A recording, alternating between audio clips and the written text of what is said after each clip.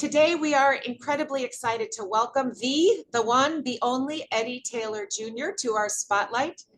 If you don't know, Eddie is the president and CEO of Taylor Oswald, a venture between Oswald Companies and Mr. Taylor. Oswald Companies is one of the nation's largest independent employee-owned insurance brokerage firms, while Taylor Oswald is the largest minority-owned insurance brokerage firm in Ohio. Eddie has previously owned or operated companies in a variety of different industries, including warehousing and distribution, and I think he's going to give a little more color on his background as he gets started in speaking.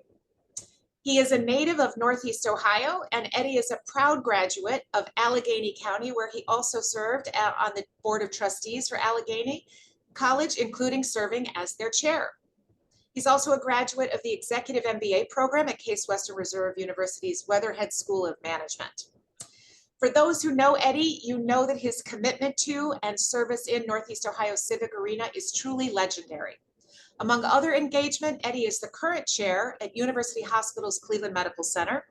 He serves as a board member for the Greater Cleveland Sports Commission, the Greater Cleveland Partnership, and a beloved organization I know, the Burton D. Morgan Foundation. Eddie also has deep ties to the Cleveland Leadership Center. He was a member of the Leadership Cleveland class of 2000.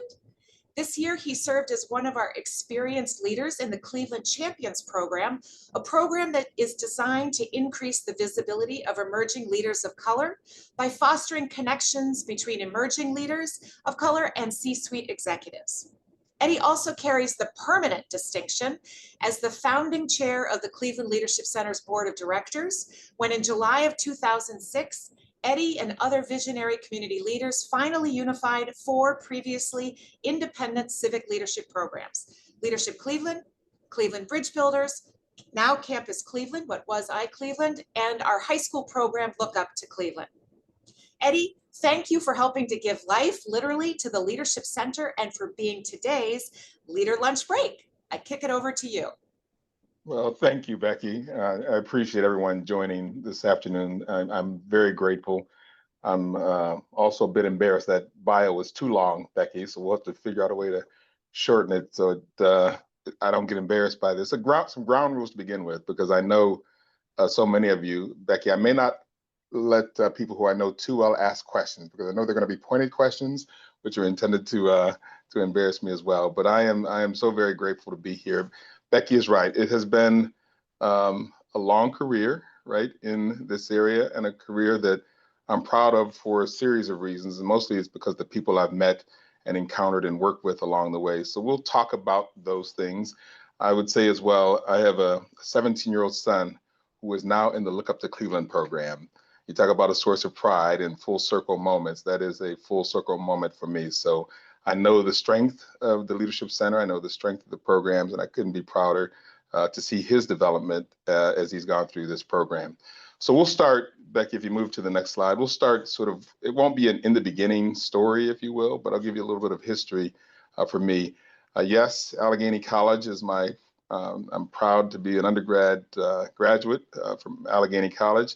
And yes, in the 200+ year history of the institution, served as board chair and a bunch of other things. I will end my board service after 20 years, our next board meeting in May. So it has been a long, great ride for a series of reasons. And then because I love this community, and we'll talk about that some more as well, went on to get the MBA from Case Western Reserve. My story, though, is I'm almost an accidental entrepreneur in a number of ways. Following Allegheny, took job in corporate America, thought about some things in finance, thought about some things in insurance, but largely a salesperson. So when I talk about being an accidental entrepreneur, it was one of those big company moments where I felt that I wasn't necessarily in control of my own career at some point.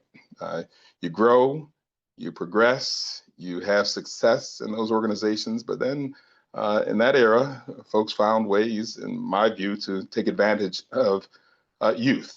And when you're young and ambitious and you feel that you've earned some things you're not quite getting, and we've all been there, getting what you believe you deserve, you make some other decisions. So the entrepreneurial journey for me was the result of some legislative changes in the state of Ohio, meeting some people along the way. And we responded to a workers' comp enactment by our state legislature so many years ago. The state created these managed care programs, they created some other things, and an industry was born. And out of that legislation, a few of us responded, and we responded well. And it was a great run. But then when you get that bug, right, you think you can do it all. So I thought I'd become a one-man VC firm at some point. So bought a company in the beverage and distribution industry. All the things, if you go to a convenience store and you put that cup up to a dispensing unit, and whatever flows from it, we were a warehousing and distribution operation that put those machines in place in convenience stores and sometimes stadiums and other things. So it was an interesting experience. And I thought, well, why not get into the durable medical equipment business? Why not get into the group purchasing organization business? Why not? Why not?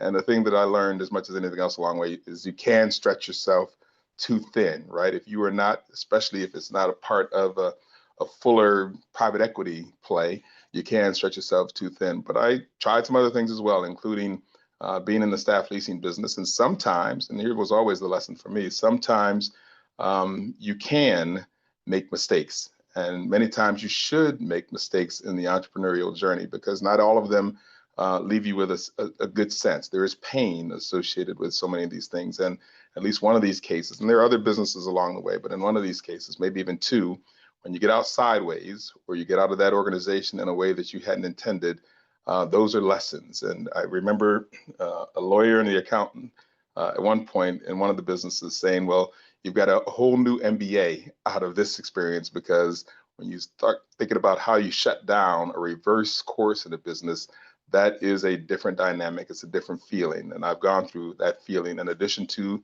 some of the euphoria when you actually sell something that you thought you might grow it and then sell it. So it is a full spectrum, if you will, of feelings when you become an entrepreneur, and all of them at some point we all feel. But I am certainly proud of that 20+ year arc of entrepreneurism in my situation. I will say one other thing.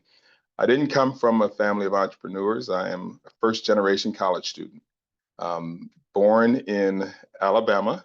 My folks were on the tail end of the Great Migration. So when you talk about first generation stuff, there are lessons you have to learn on your own.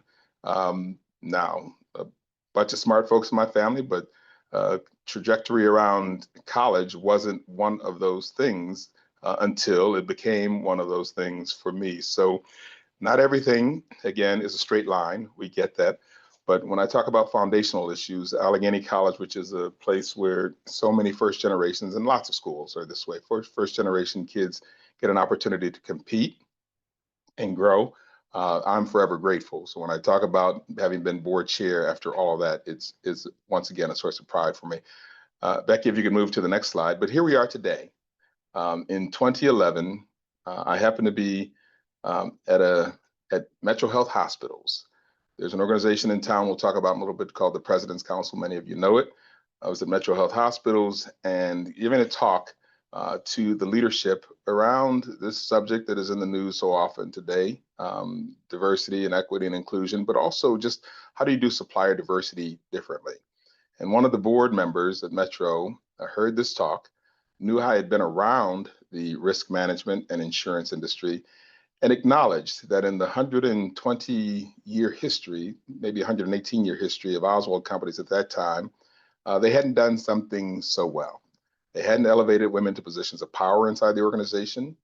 They hadn't brought, and it's an employee-owned company, hadn't brought folks in of color into the organization. And there was a pretty interesting admission, as far as I was concerned, by an executive of a great company, a venerable company in this town. And he wanted to sit down and talk about it. How do we do this better? As an employee-owned company, he felt an obligation to the organization, to the employees, to the customers, and to the community. And that year-long conversation brought us to a place which I thought was pretty creative at the time. Oswald would help fund the startup of Taylor Oswald. I'd use the equity that I had in place for myself, and we try to grow this together. Again, a bold move because the industry hadn't supported it. The community asked lots of questions along the way, but we got started on this journey. And of course, if you know anything about Oswald, now 130+ plus years old in this community, just recommitted to Cleveland in their new offices at the Oswald Tower in the Flats. We will join them in that building soon. We've got a different set of things we're working with, and I see a few folks on our team on the call as well. We'll join them in that building soon. But it was an interesting story and an interesting beginning because neither side quite knew what to do when we created the company. We just knew we wanted to continue to grow together.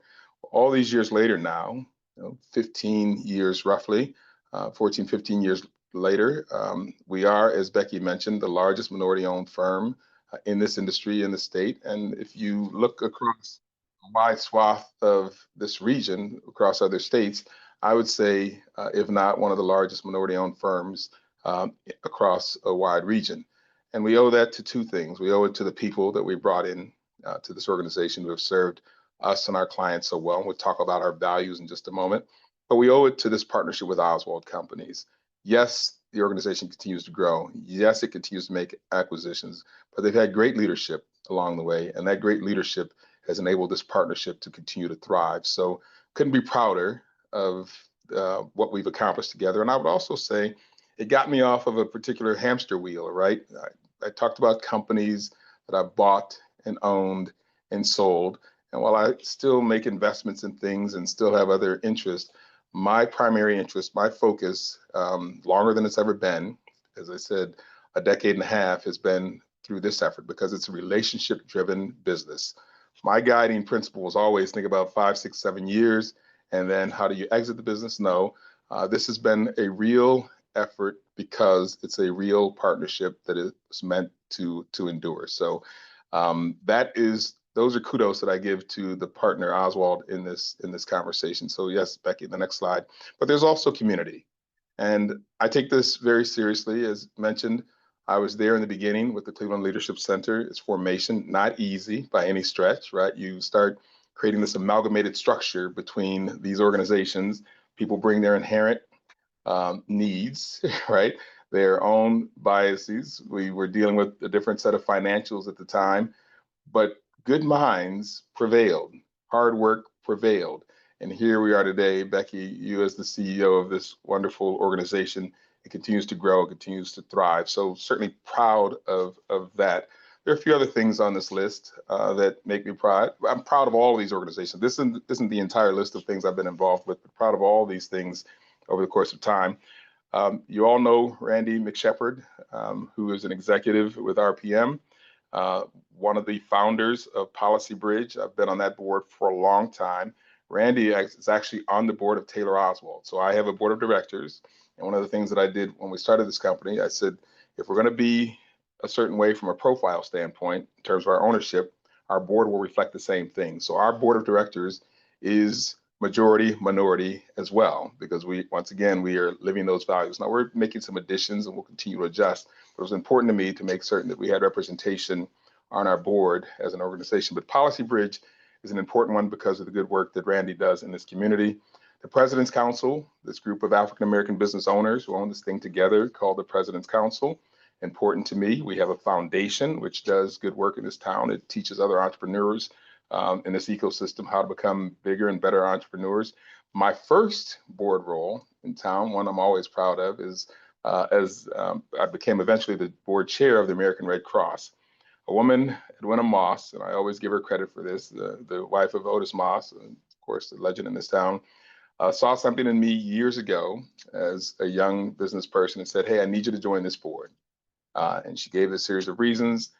I fell in love with the work, with the mission, and after a number of years became board chair. But that first is always important to you because it sets you on a road to do and think about other things. And just last night, I was with my friend Rachel as we celebrated Dave Gilbert being inducted into the International Hall of Fame. Dave is just a good man and good for this community and has done work that is beyond what any of us might have thought to bring great events, great exposure to this area, not just for sports purposes, but for the destination Cleveland work that is handled so aptly by Dave as well. So 20 plus years, Rachel, on the board of the Sports Commission. As you can see, it's tough to get rid of me, right? Once I join a board, I tend to stay in a lot of cases because when I find the work valuable, it matters a great deal. But back for a moment, just to this entrepreneurial journey, while it's not a community treasure or asset, EO, Entrepreneurs Organization, reminded me that through every business I've been a part of, there, as I said, the most important things are the people and the partnerships you create, and of course, then the clients. But it's also important to have a network of individuals around you who are like-minded, who can be a sounding board, sometimes shoulders to lean on, right? Because people go through the same thing. Organization like Organization did that for me. And then you then advance from there. I know we have some folks on this call from the Burton D. Morgan Foundation, Dan and others. Dan is the president and CEO of Burton D. Morgan Foundation. You see how tough the entrepreneurial journey can be, but you have an organization like Burton D. Morgan that aids and assists entrepreneurs along the way by way of giving and instruction and a network that is created. So uh, Burton D. Morgan has been supportive, Becky, you know this, of a lot of the Accelerate activity in particular for the Cleveland Leadership Center. So all of this stuff for me just tells a story, right? I have a focus right now in a few different areas when it comes to my volunteer or community activity. I want to do things that elevate entrepreneurs, especially minority entrepreneurs, women entrepreneurs, to places where perhaps they hadn't thought of or seen before. I want to make certain that higher education is a goal that those who want it, desire it, and will be exceptional because of it, that they're given an opportunity. So between Say Yes, which isn't listed here, or I'm still on the board, between College Now, where I was a longtime board member, and other things that that do just what I described around elevating folks who pursue and want to pursue higher education. And then there's this mixed portion in the end with organizations that just do great work in this town, from our hospital systems, and it is a catch-all, so I acknowledge that, our hospital systems to the sports commission. So again, proud of that 20 plus year history of volunteerism and giving back. But I will say it always, I've gotten way, way more from these activities than I've given. Maybe they want me to write bigger checks. I get that, but way more than and I do write checks. But it is important. It is important to make certain that there's reciprocity, if you will, in these things, because as Arnold Pinckney, again, the legend, rest his soul in this town, said to me when I was just beginning this process, if you can join nonprofit boards, you can do all these things in community, but you got to find some relevance for yourself and for the organization if you're going to be a part of it. And those words at lunch years and years ago stuck with me all these decades later, because if you don't find relevance in it, if you don't find importance in it, then ultimately what's the point? So it's important, and we make this a part of our thinking here at Taylor Oswald. It's important that we find ways to not only take from this community, right, client relationships and the growth of our business, but we find ways to give back to this community. Between Taylor Oswald and Oswald, we're probably represented on 80 boards in town. Our giving levels for a company our size is pretty heroic in my view. And our time that we continue to deliver to all these various causes, all these various activities, make us a better and stronger organization, which is why we will continue to do it. And I'm running out of time, so I will wrap up. Becky, I think there's one more slide potentially. There was a slide there we go. I bring this slide up because it's important to me. Now look, the folks on my team gave me so much grief. These are our values, right? Taylor Oswald has a set of values like most companies have values.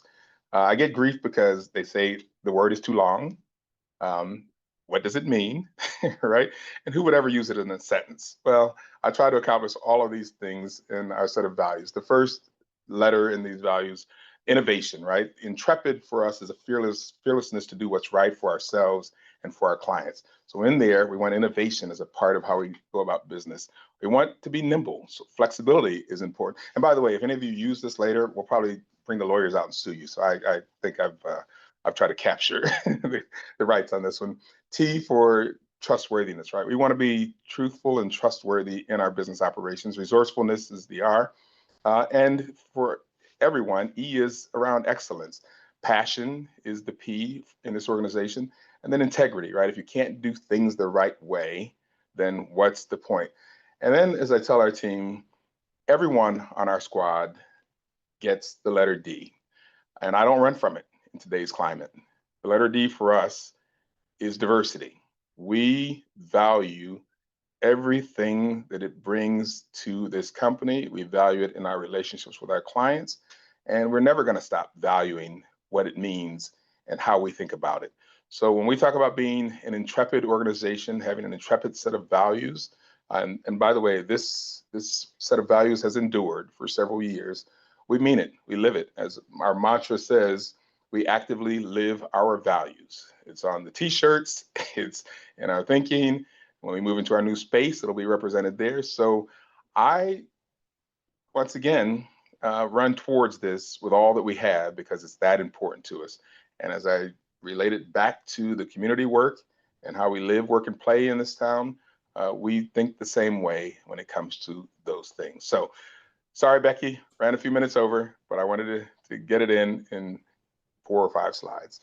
So I'll take any questions folks might have. Eddie, you never have to apologize ever. The answer is we could all, I think, listen to you just about all day long. But thank you for your remarks. I'll remind everybody, we would love to answer any questions that you might have. So feel free to use the chat feature to throw your questions in that we can get in front of Eddie. We've got about 7 minutes left.